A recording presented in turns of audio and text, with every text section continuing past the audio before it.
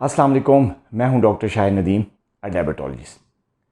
आज हम बात करेंगे उन ख़वातीन को कि जो हामला होना चाहती हैं लेकिन उनको प्रेगनेंसी से पहले शुगर यानी टाइप 1 या टाइप 2 डायबिटीज़ मेलाइटस है। एक मेडिकल रिसर्च के मुताबिक दुनिया में 250 हामला ख़वातीन में से एक खातून ज़रूर शुगर की मरीज़ा होती है। और एक और रिसर्च के मुताबिक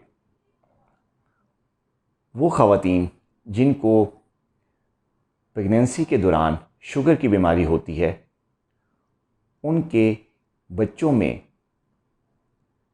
जो डेथ रेट है वो तकरीबन 7 से 8% है। यानी ऐसी ख़वातीन जो शुगर की मरीज़ा हैं, वो अगर प्रेग्नेंट होती हैं तो 7 से 8% ख़वातीन का जब हमल मुकम्मल होता है तो उनके बच्चों की मौत वाक़ई हो सकती है। आज हम इस वीडियो में बात करेंगे कि ऐसी ख़वातीन जिनको दौरान हमल शुगर की बीमारी होती है, चाहे वो टाइप 1 डायबिटीज़ हो या टाइप 2 डायबिटीज़ हो, उनको और उनके बच्चों को जो शुगर की बीमारी की जो कॉम्प्लिकेशंस हो सकती हैं दौरान हमल, उनसे कैसे बचा जाए।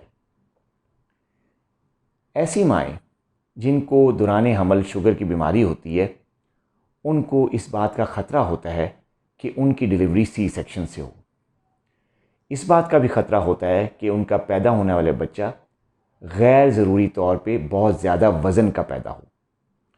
इस बात का भी ख़तरा होता है कि पैदा होने वाला बच्चा मौरूसी पेचीदगियों का शिकार हो।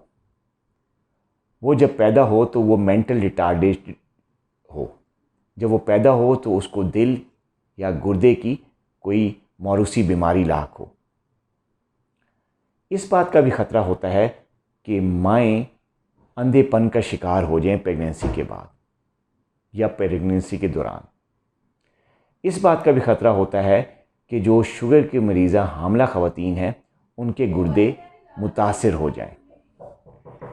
ऐसी सूरत में अगर आप डायबिटिक पेशेंट हैं और हामला हो गई हैं, तो दो ही ऐसी चीज़ें हैं जो आपको हेल्दी प्रेगनेंसी दे सकती हैं।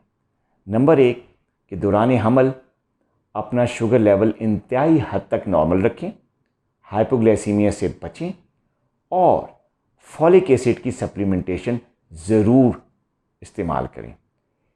इन 3 बातों का ख्याल रख के ही आप हेल्दी प्रेगनेंसी को जन्म दे सकती हैं। अपना बहुत ख्याल रखिएगा। आइंदा मिलते हैं एक नई वीडियो में। अल्लाह हाफ़िज़।